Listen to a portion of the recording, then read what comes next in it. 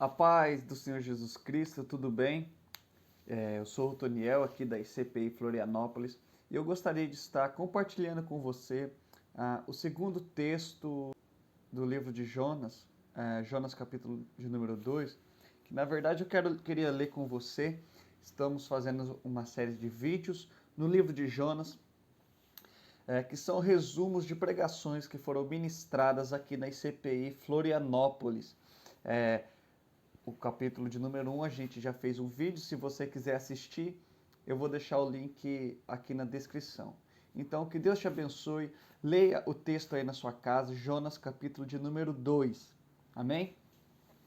O livro de Jonas é um livro onde o profeta de Deus é chamado por Deus, ouve a voz de Deus, decide fugir, e ele foge por um motivo claro, conforme está no capítulo 4, versículo de número 2. Ele ora ao Senhor, dizendo: olha, Senhor, eu estava certo em fugir, porque eu sabia que o Senhor iria perdoar os ninivitas, e ele não queria que Deus perdoasse os ninivitas. Então Jonas foge, desce a Jope, desce no fundo do mar, então jogado no mar. Ele é jogado no mar e chega o capítulo de número 2, onde o profeta ora. Até que enfim Jonas ora, né? Ele não ora para ir a Jope, ele não ora para fugir da direção de Deus, mas no fundo do mar ele ora. Então, o que isso nos ensina? O capítulo de número 2 de Jonas é uma oração feita em forma de salmos de agradecimento. Se você notar, ela tem uma estrutura. O versículo 2 é um resumo do que ele fala. Do 3 até o versículo 6, ele conta o que aconteceu. O versículo 7, ele faz uma lembrança do Senhor. O versículo 8 e 9, ele confessa o pecado e faz um voto ao Senhor. Então é um salmo. Tem diversos salmos com essa estrutura. Salmos de louvores em gratidão a Deus individuais. É uma forma de salmo que era usado pelos judeus como uma forma de testemunhar as obras que Deus faz nos indivíduos. Mas olhando então para o texto no capítulo de número 2, a primeira coisa que nós lemos é: então Jonas, do ventre do peixe, orou ao Senhor seu Deus. Jonas ora do ventre do peixe. No versículo 2 ele diz: do ventre do abismo, da angústia da alma. Jonas traz uma oração do profundo do mar, do profundo do peixe, do profundo da alma. Essa é a oração que Deus quer que nós façamos, é a oração que vem de dentro de nós.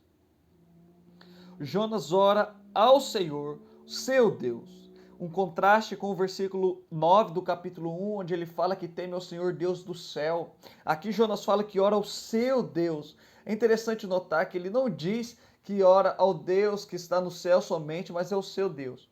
Jesus nos ensina isso na oração do Pai Nosso. Nós devemos orar: Pai Nosso, relacionamento, que estás no céu. É entender que ele é transcendente, ele é maior que a gente. Jonas ora ao seu Deus. Jonas, além de tirar a oração do fundo da alma, ele fala com relacionamento com Deus. O versículo 2 é um resumo do que acontece. Tem um paralelo de palavras, onde ele fala: olha, na minha angústia, do ventre do abismo, clamei, gritei.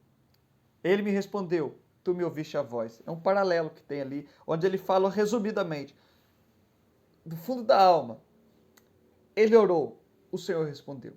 Toda a nossa oração é baseada nisso. A gente ora do fundo da alma, o Senhor responde. Aliás, do fundo da alma a gente ora, e o Senhor ouve e responde. Então, após fazer esse resumo, Jonas vai falar como é a oração dele, narrando a situação que ele estava. Como estava o profeta quando caiu no mar? Primeira coisa que você deve entender é que ele não caiu direto na boca do peixe. Foi lançado e foi afundando até o fundo do mar. Você vai ver isso no decorrer dessa exposição. Versículo 3. Pois me lançastes no profundo, no coração dos mares, e a corrente das águas me cercou. Todas as tuas ondas e as tuas vagas passaram por cima de mim. Jonas, no versículo 3, ele fala: tu me lançastes, as tuas ondas me cercaram, as tuas vagas passaram por cima de mim. Jonas não fala que foram os marinheiros que lançaram ele, mas ele fala que foi o Senhor. Sabe o que Jonas quer dizer? Eu estou sendo disciplinado por Deus. Não foram os marinheiros que me lançaram no mar, mas foi Deus que me lançou no mar. Jonas fala: Senhor, o mar é teu. Foi o Senhor que me lançou. É tudo teu. O Senhor está me disciplinando. O Senhor está me disciplinando.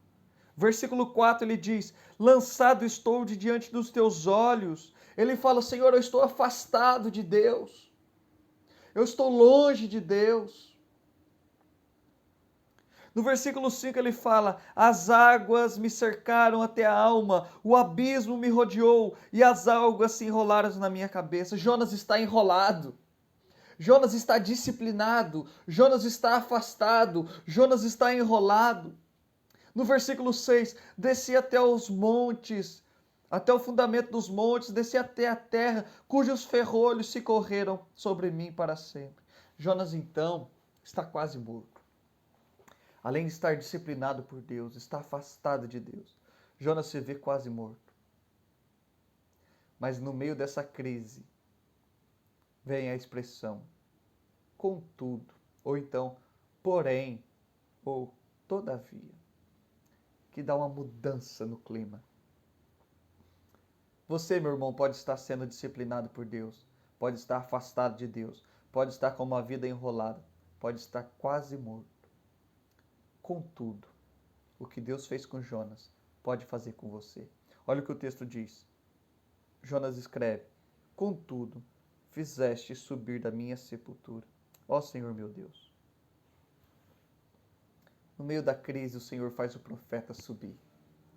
O profeta que estava disciplinado, afastado, enrolado, quase morto, lá no fundo do mar, no meio das algas, ele afundou até o fundo do mar e lá o Senhor faz ele subir. O profeta que desceu a Jope, desceu no fundo do porão do navio, que foi lançado no mar e estava lá no fundo do mar. Agora o Senhor faz ele subir.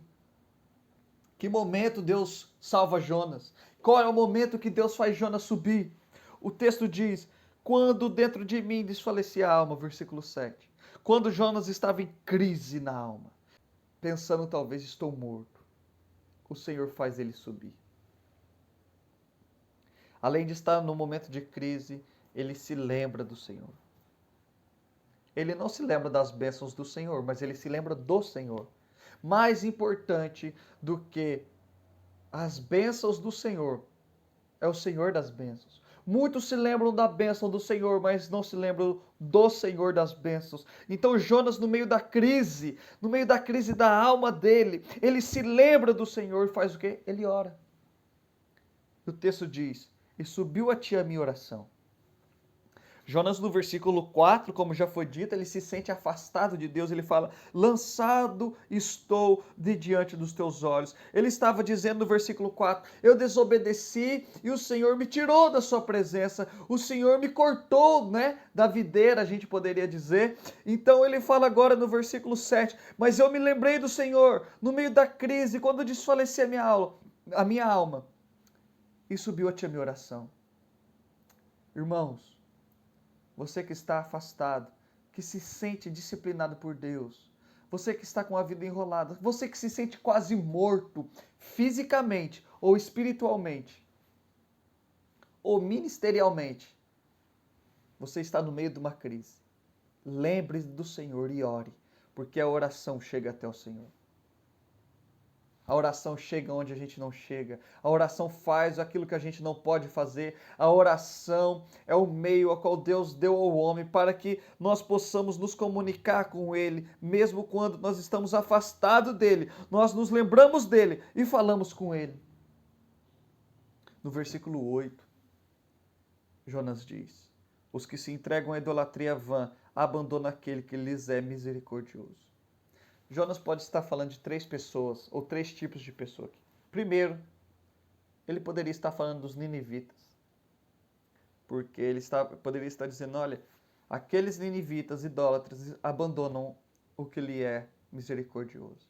Jonas pode estar falando do próprio Israel, porque Israel no tempo de Jonas estava em idolatria e estava abandonando aquele que lhes é misericordioso. Jonas pode estar falando dele mesmo, numa idolatria nacional, idolatrando a Israel, achando que Israel é o dono da salvação. Ele, Jonas, por essa idolatria com Israel, ele estava abandonando a Deus.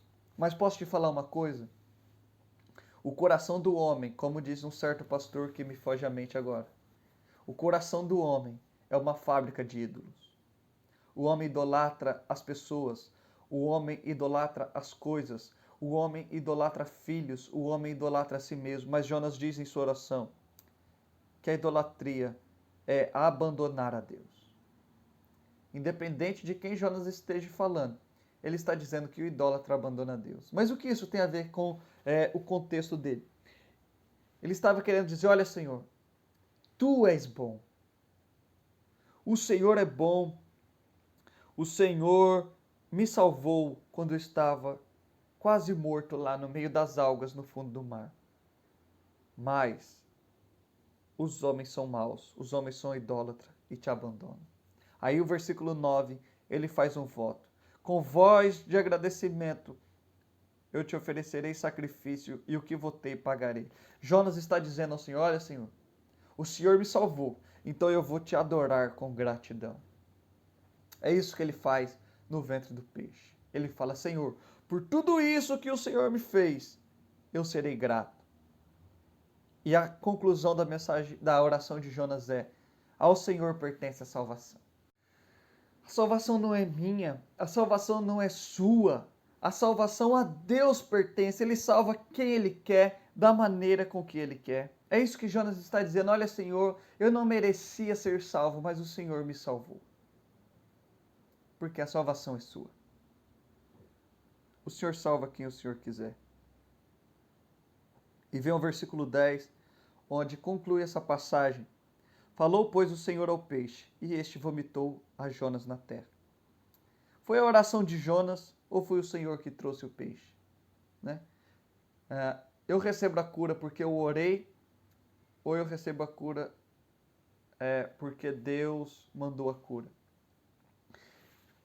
A oração, Deus preparou o peixe, a oração fez o peixe chegar. Deus tem bênçãos a nos dar, a oração faz a bênção chegar. Assim que a gente entende a responsabilidade da gente orar e a soberania de Deus de preparar e saber tudo aquilo que a gente precisa.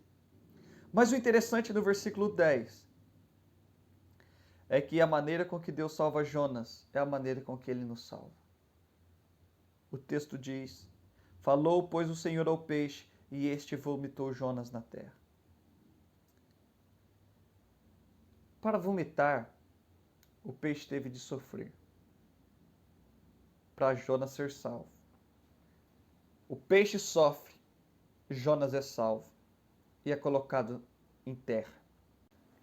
Cristo sofre, nós somos salvos e não somos colocados em terra, mas somos colocados no céu. Agora nós não somos mais daqui, mas somos de lá. Então, irmãos, Deus salva Jonas como? Ele pega um peixe, põe Jonas no peixe, o peixe sofre e vomita Jonas em terra. Como que Deus nos salva? Ele faz Cristo sofrer, nos salva e nos coloca no céu. E por que ele salva dessa maneira? Porque ao Senhor pertence a salvação. Algumas aplicações mediante esse texto. A primeira, ore ao Senhor. Ore ao Senhor. Crie relacionamento com Deus.